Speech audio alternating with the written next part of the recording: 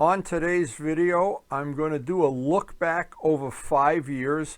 I have 5 years of photos of the modifications I made to my Mt09 to evolve it from the bike that I bought in Flemington in 2020 to the bike it is now today. It's, I think, very different and quite an improvement in my estimation. I don't know if you agree. Maybe you do, maybe you don't. But if you look at the details, I've tried to detail out part by part what I did. A few of the things are a little bit out of sequence, but I think you'll get the general idea. And you may get some ideas on customizing your own bike. Now, this story begins in the August of 2020 when Karen got me this bike for my 75th birthday.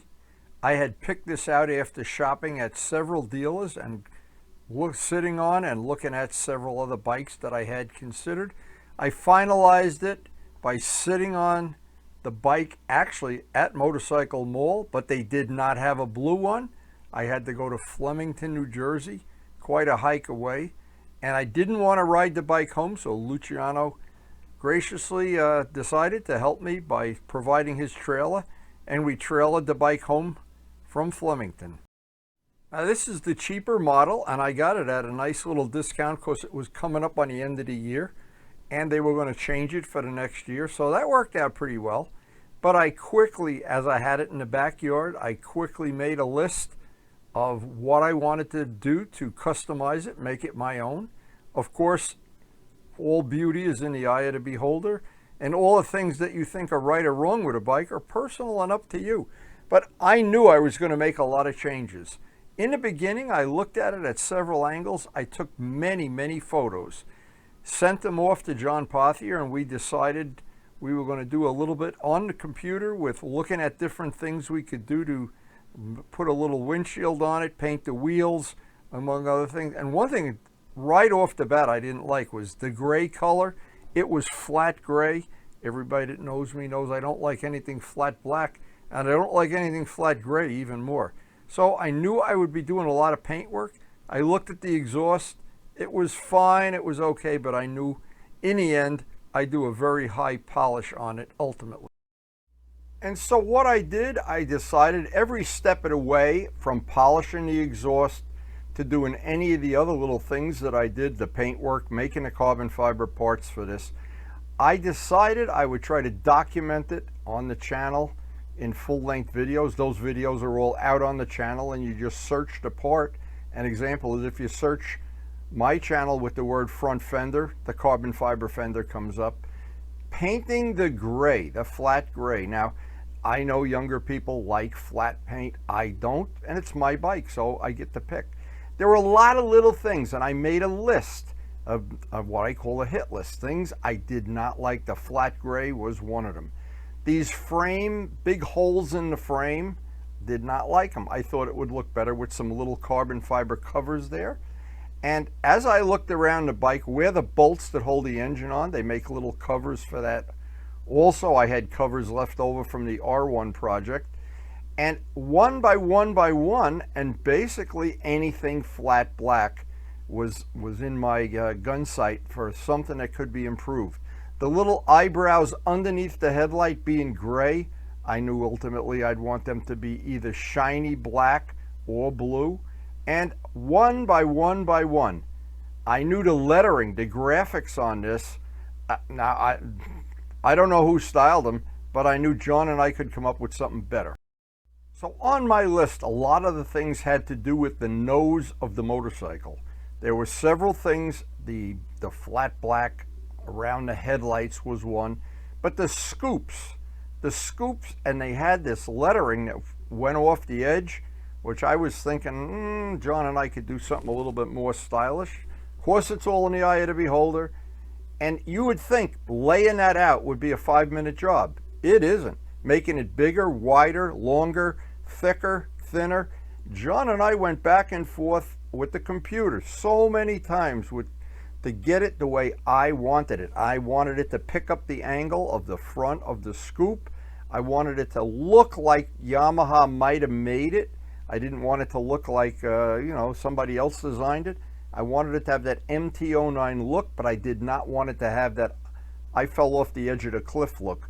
Now, and I understand there are people that probably like that, but I wasn't one of them. Now, once I put the clear on, I said, wow, now it changed everything.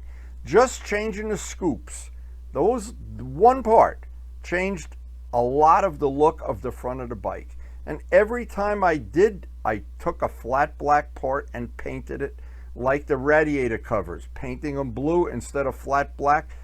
The little parts under the headlight, making them blue instead of flat black.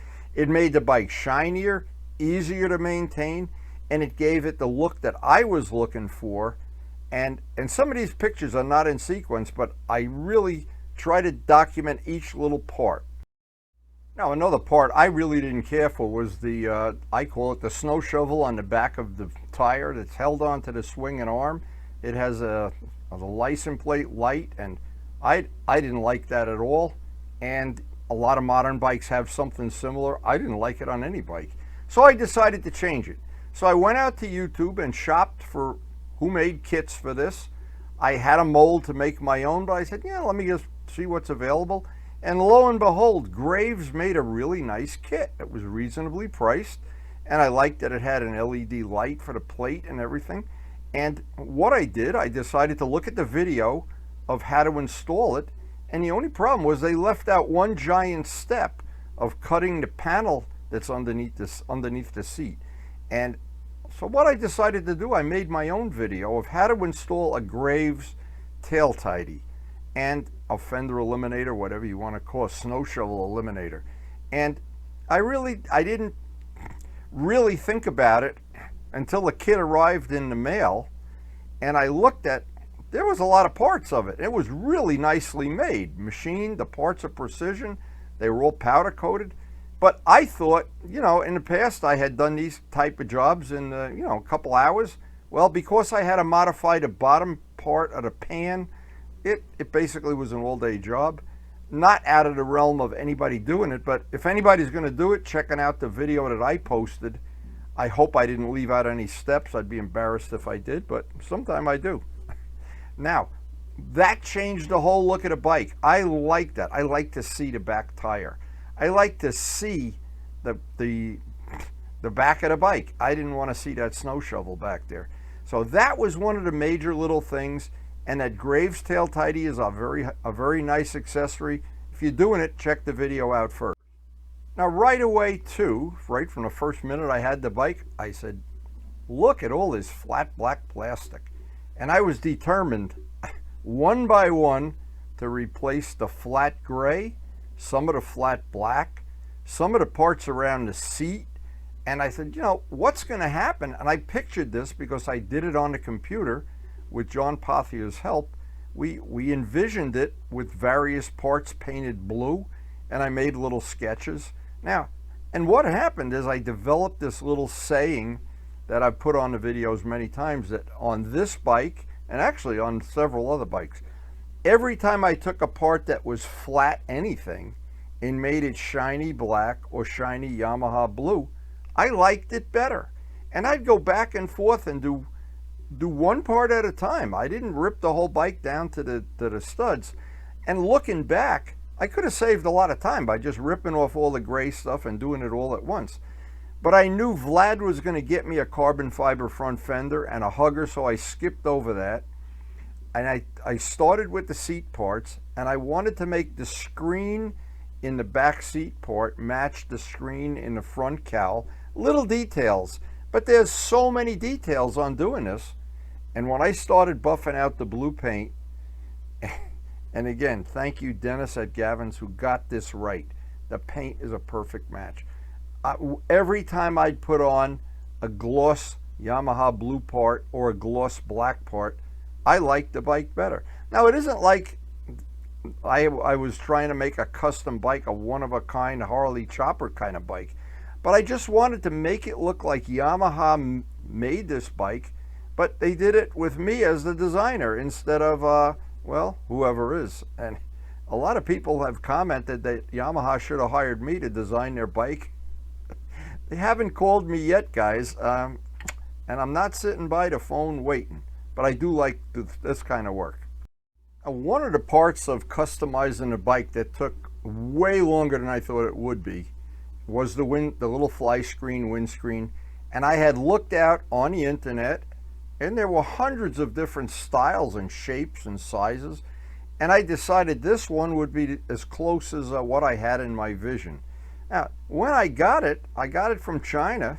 It's a funny story. They said it was going to take 30 days to get there, and 2 days later it was on my porch. So I was happy with the quality. It worked out great. It was about 30 bucks, and it was a clear black smoke plexiglass. So what that is, it means you've got to really sand it before you can paint it. And I had originally thought about leaving it that clear black, or whatever you want to call it. Then I thought, nah, it's got to be blue. Every time I painted something blue on this bike, I liked it more than anything else. So, and I love Yamaha blue, the racing blue. But anyway, this part was all consuming. And the part of it I didn't like was the brackets they give you, put it up at a funny angle. It didn't match the headlight angle, and I wanted it to match. And so I made some carbon fiber brackets. I went crazy with this. There's probably 2 or 3 videos where I was getting really frustrated. You see the carbon fiber in there? And those are the mounts I made. And I had to go back and forth several times to get the angle right, something most people either wouldn't notice or care about. But I didn't like the fact that the outside part, see, the lower eyelid goes up and there's nothing on the windscreen. I wanted a little bit of the upper eyelid to go over in that direction. So what it meant is I ordered another windscreen, and I was going to make a custom one out of it. And I took a lot of thought went into this, because if you get it wrong, it really looks hokey. So I made these, I molded on these little wings from carbon fiber where you see the points didn't match anything. So that I didn't like. And I went back and forth with the angle and trying to get it exactly what I wanted. I had a vision how I wanted it. It was very time consuming. But in the end, see, I rounded off the little winglets that are in the front, and of course everybody thinks it's like Ducati wings, little baby wings like a penguin. But anyway, it's not wings at all. I just wanted it. I put the stripe on that matched the tank. I have paint that exactly matches the striping on the tank. And again, it's details within details. So here are the 2 windscreens, one with the little winglets, one without them. I like the one with the winglets a lot better. And when I was done, it had to look like Yamaha might have designed it, like a factory part, and I was really, really happy with it. Now looking back, there was almost never a time where I wasn't thinking of the next little custom feature, custom part I wanted to make. I made the sheet to cut these out of. I made a spare set.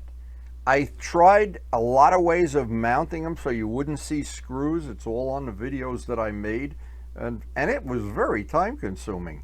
And as I went through the process, I'd finish one little custom part, or one little cover, or one little insert, and move on to the next one. The radiator side covers were a big thing. That changed the look of the bike.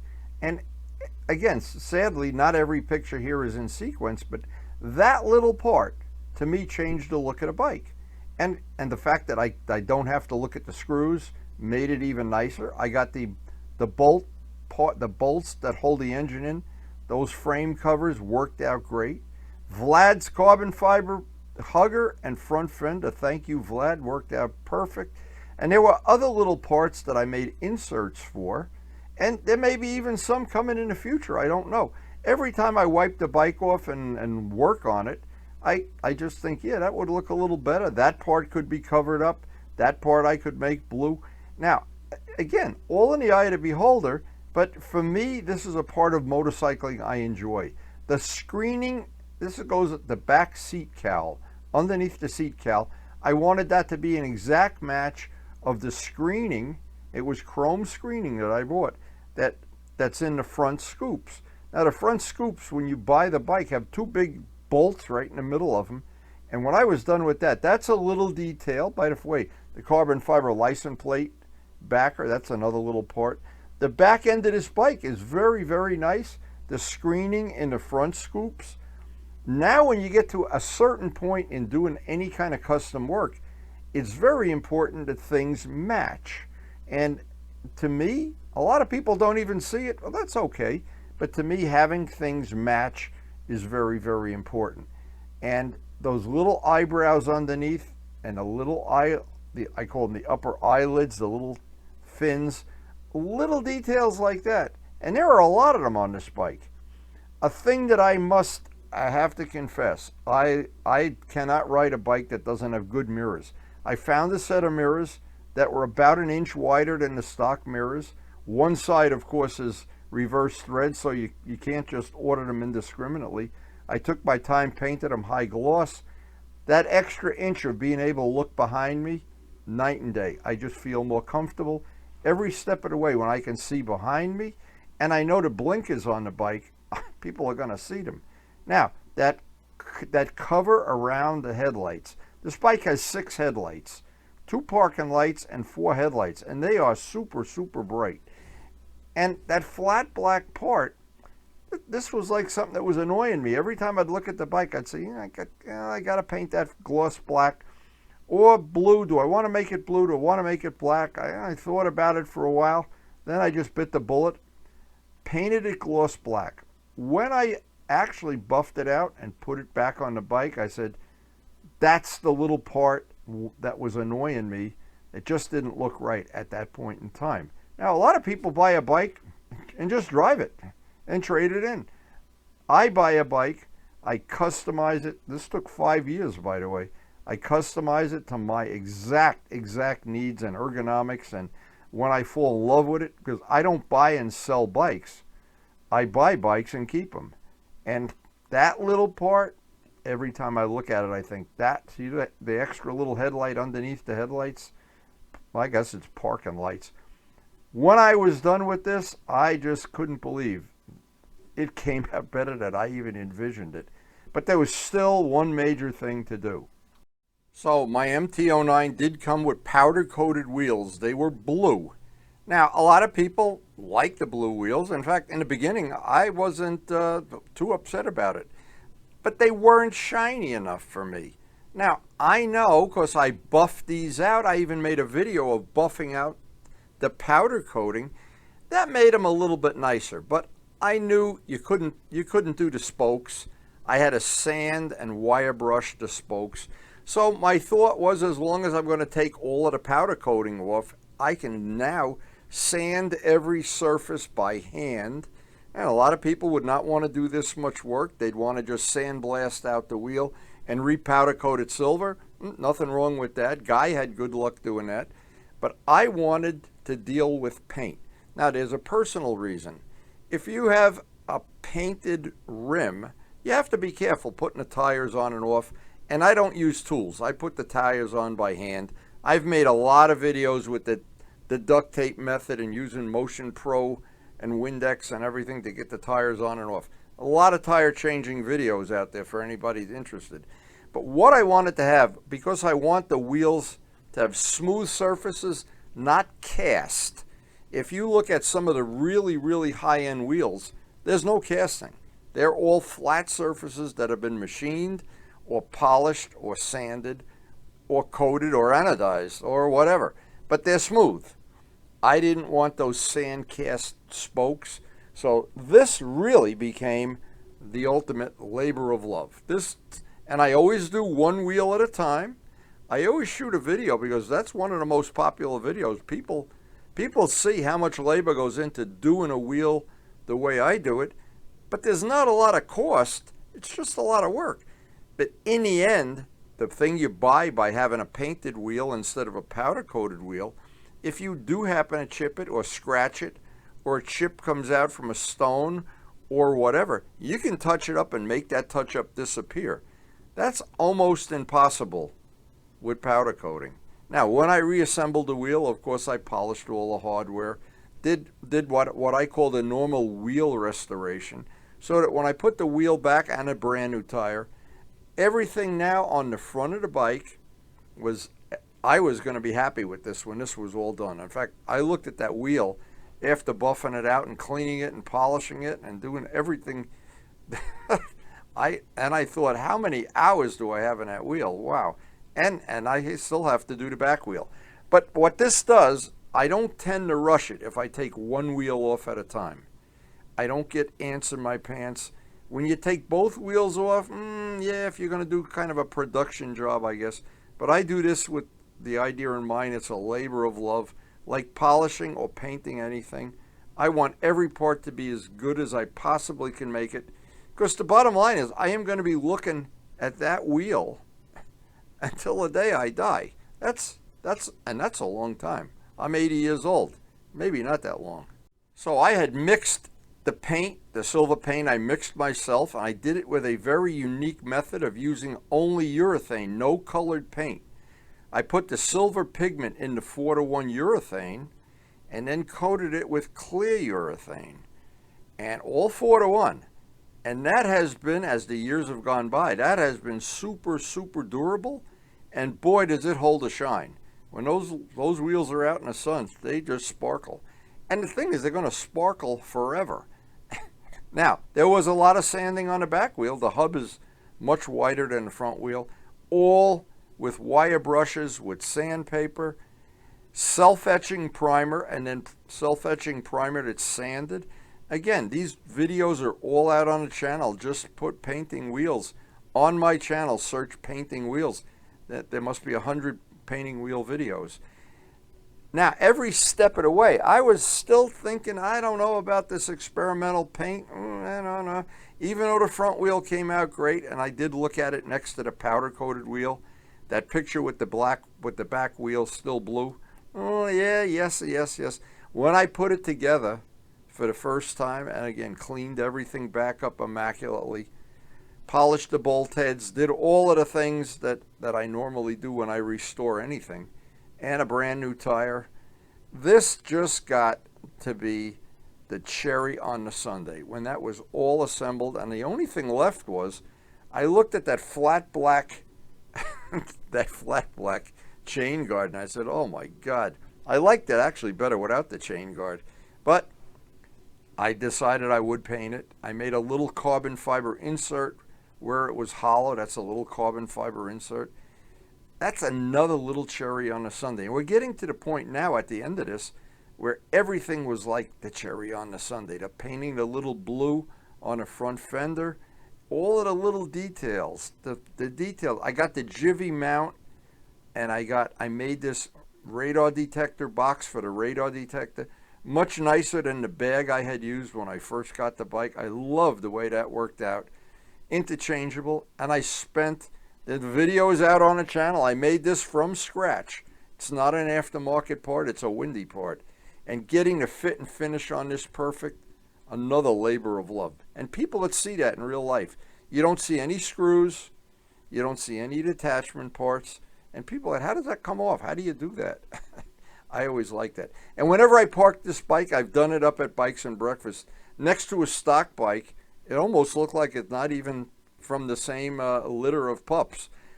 But I do like the way virtually all of this came out, but it was really a labor of love. And as I look back now at the 5 years it's been since I've owned this bike, every time I wipe it off, every time I ride it, every time I shoot video or pictures, I look at every little detail and nothing sneaks by me.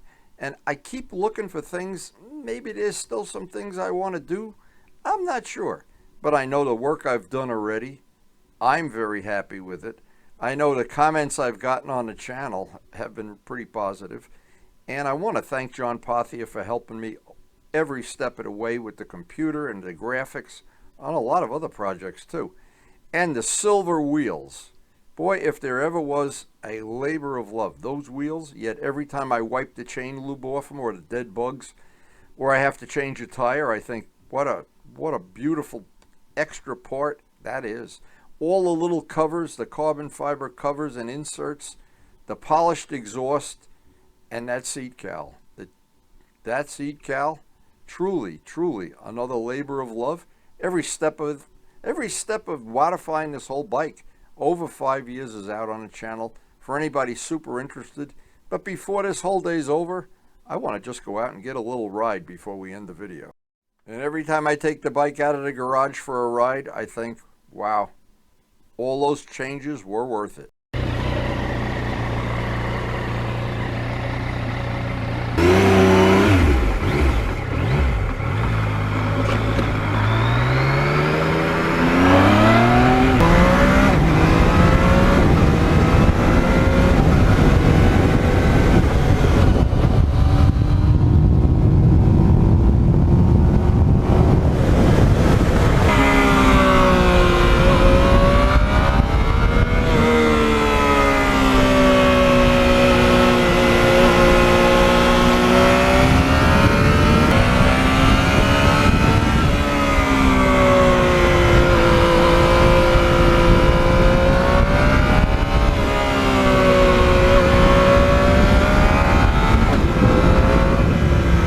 If you're new to our channel, we have a very eclectic channel.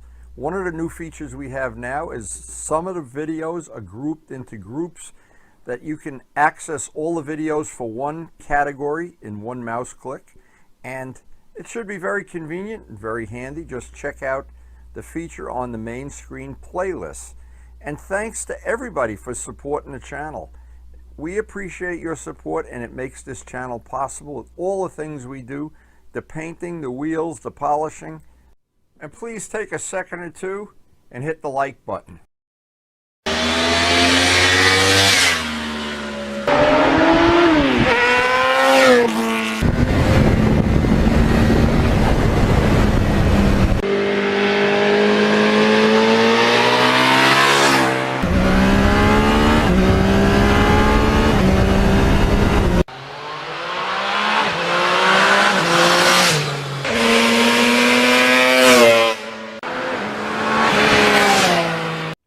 And thanks everyone for watching.